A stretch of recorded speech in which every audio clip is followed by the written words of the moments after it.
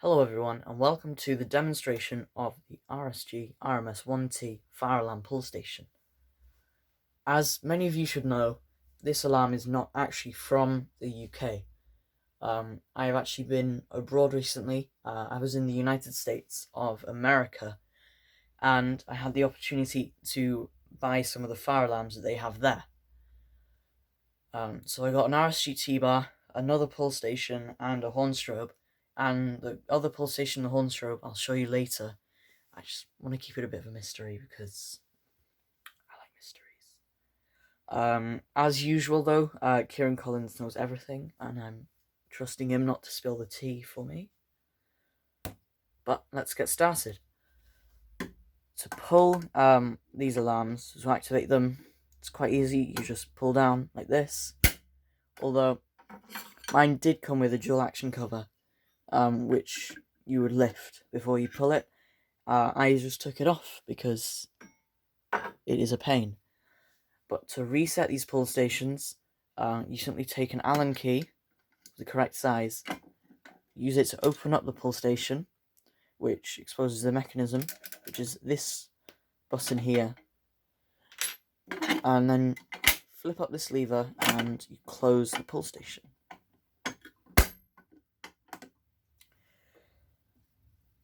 Now, this pull station also uses a glass rod, which is optional. It works perfectly fine without it, but the glass rod does make it a bit harder to pull, and since you can see it through here, it does act as a bit of a deterrent. But to do that, you simply open up this pull station, which by the way is how you test them, and you see this gutter here is where a glass rod should go. You simply lift up these tabs and put it in. One thing to note is that these tabs also help to hold up this, because it does have a bit of rigidity to it.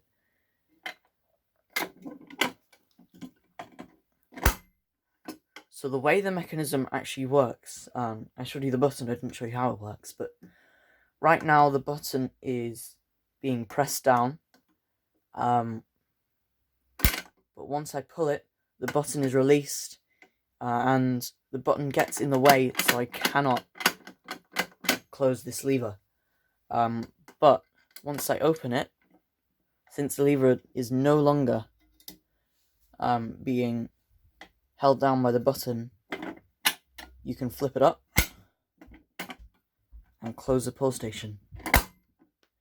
One thing to note though is that the mechanism hasn't been engineered perfectly.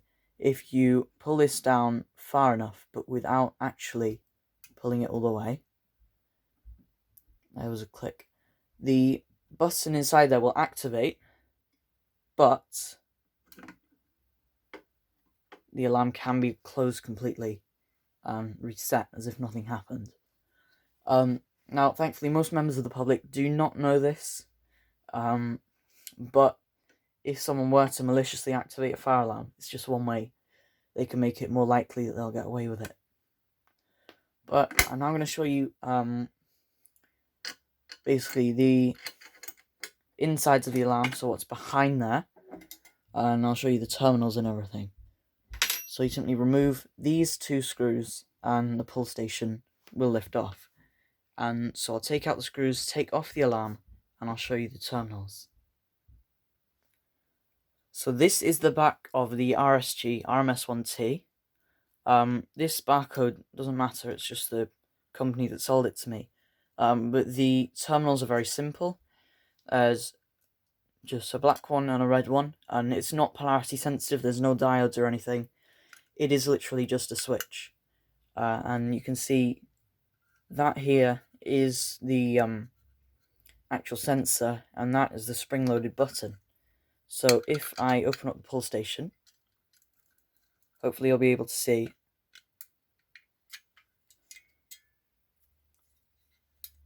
that there is the button, meaning when I pull the station, the button is released and the little switch in there is also released, which activates the alarm. So I'm going to put this back on the wall, and I'm also going to put on the dual action plate, just so you can see what that would look like, and also give you a little bit of a history about these pull stations. So I've put the pull station back on, put the cover on, and like I said, I'm going to explain the history of these pull stations. So basically, these pull stations are made by RSG Incorporated in Long Beach, California, which is actually quite a nice place.